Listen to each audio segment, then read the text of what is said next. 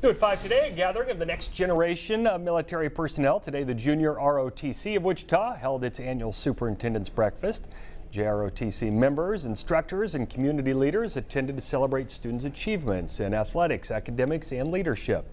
Members we talked to say JROTC helped them define their direction of their career path. JROTC is basically a second family that you could get, and having many different people come together, celebrate those achievements, it makes you feel like you're doing something good in your life.